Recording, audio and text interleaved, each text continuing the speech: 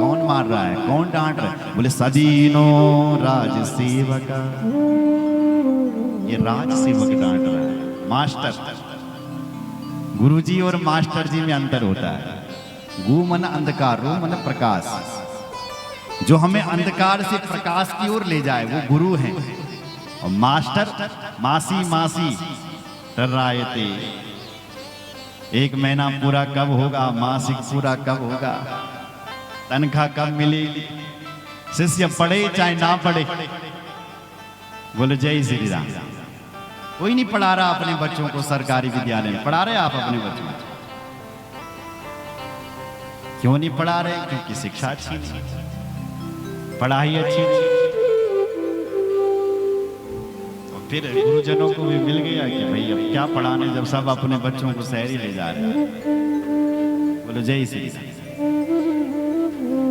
Master जी, एक दिन प्रहलाद को गुरुजी घर लेकर के गए हिरण्यकश्यप के द्वार।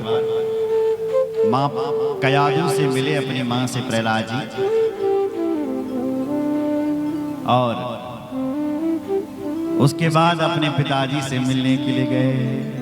पिताजी ने अपने पुत्र को अपने हृदय से लगा दिया। आओ पुत्र, हृदय से मिला और कहा बेटा तूने बहुत अच्छा कौन सा पाठ पढ़ा अभी तक? प्रहलाद जी बोले पिताजी पहले तो एक पाठ पढ़ा था, अब 9 पढ़ ली। हिरण्यकश्यपु ने सोचा चल कोई 9 नीति सीख करके आया होगा। सुना तो बेटा कौन कौन से पाठ पढ़े? श्रवणम कीर्तनम विष्णु, स्मरणम पाद सेवनम, अर्चनम वंदनम दास्यम, सख्यमात्म निवेदनम। इति पुंसार पिता विष्णु भक्तिस्ते नवलक्षणं, क्रियते भगवत्यथा तन्वन्नेधीत मुत्तमम्। ए पिताजी, भगवान की कथा का श्रवण करो, भगवान का कीर्तन करो, भगवान का स्मरण करो, भगवान का पाद सेवन करो, भगवान का अर्चन करो, वंदन करो। ये नवदा भक्ति कहने लगे। हिरण्यकश्यपु ने जैसे सुना भयंकर क्रोध आ गया। और गुरुजी वहीं पर खड़ा था। गुरुजी के गर्दन पर सीधे तलवार। गुरुजी क्या पढ़ा रहा मेरे बेटे को तुम?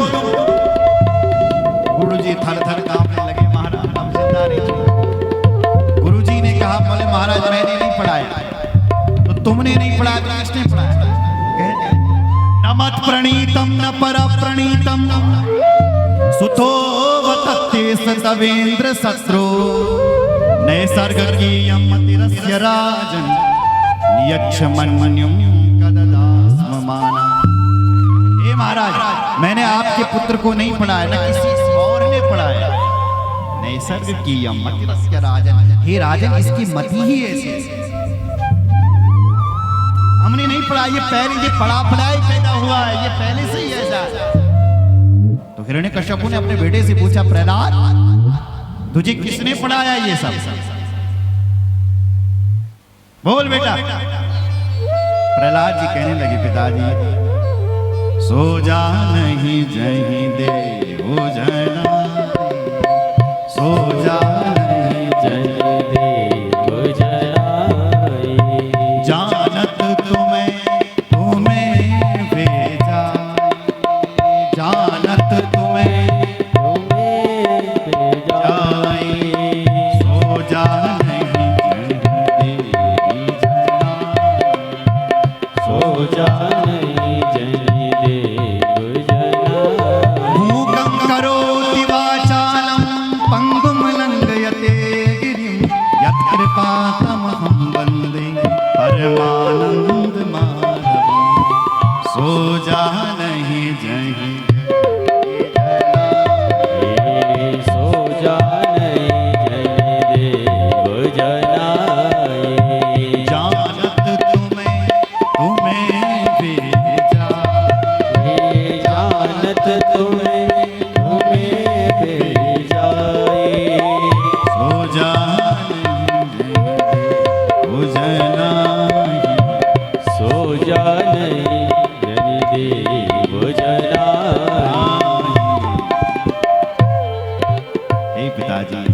किसी को ज्ञान देना चाहे ना, वही ज्ञान दे सकता है।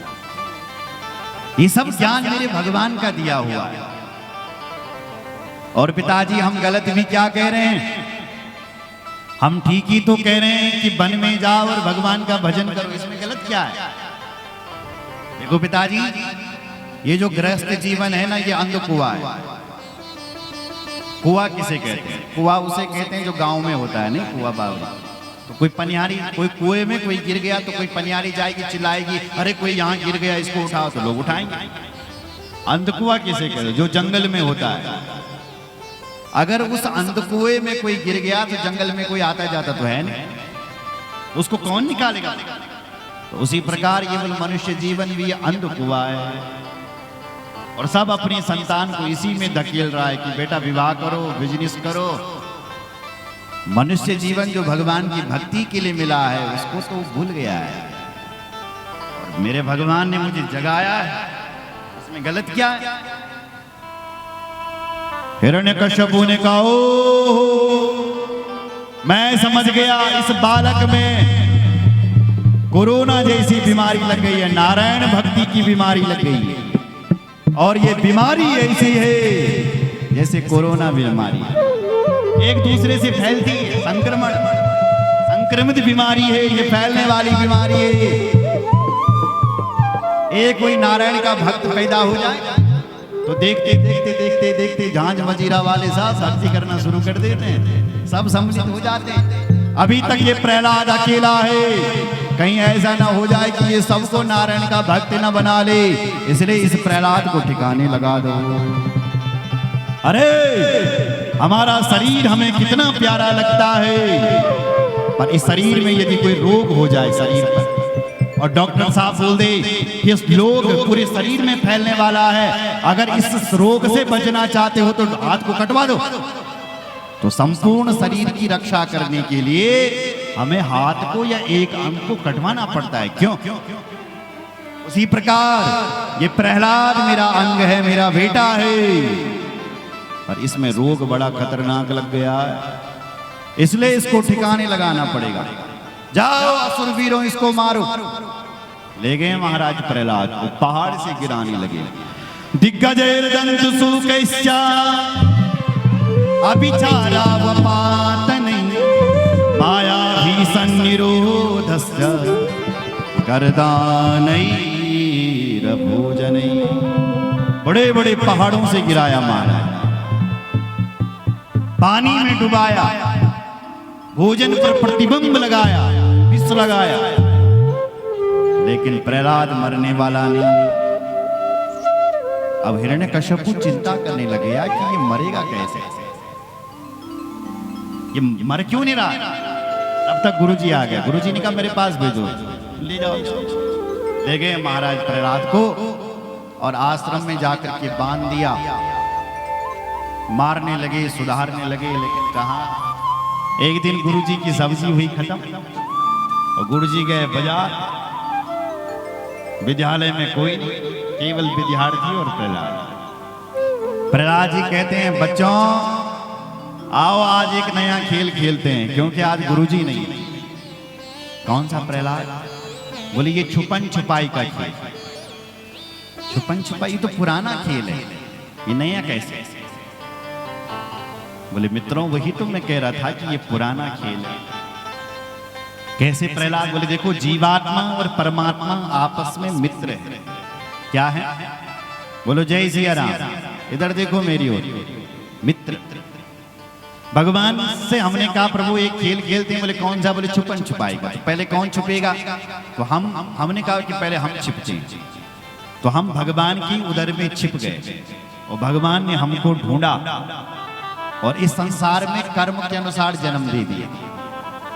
आपका जो जन्म हुआ है वो आपके कर्म के अनुसार ही आपका जन्म हुआ। जैसे जैसा जिसका कर्म, हम सब हम अपने कर्म के अनुसार गोरे बने, अपने कर्म के अनुसार ही लंबे बने, अपने कर्म के अनुसार ही ठिंगड़े बने, सब अपने कर्म के अनुसार। तो भगवान ने कहा मैंने तो तुम्हें तुम्हारे कर्म के अनुसार जन्म दे दिया और ढूंढ दिया, अब तुम्हारी बारी है मुझे ढूंढने की। मैं भी यहीं छिपा हूं। और जब तक उस जगत में छिपे हुए जगदीश्वर को हम ढूंढेंगे नहीं, हे मित्र, तब तक ये जन्म मरण का खेल पूरा होने वाला नहीं है। कौमार आचरित प्राज्ञो धर्मान भागवतानि वा दुर्लभं मानुषं जन्म तदप्याद्रुवमर्थदम्। इसलिए हे मित्र, ये जो मनुष्य शरीर है ना, ये बड़ा दुर्लभ है। और ये मनुष्य शरीर उस भगवान को जानने के लिए ही मिला है। एक विद्यार्थी बोला, प्रहलाद, ये बातें तो हमारे गुरुजी हमें कभी सिखाते ही नहीं, तुम कहां से सीख जाते हो?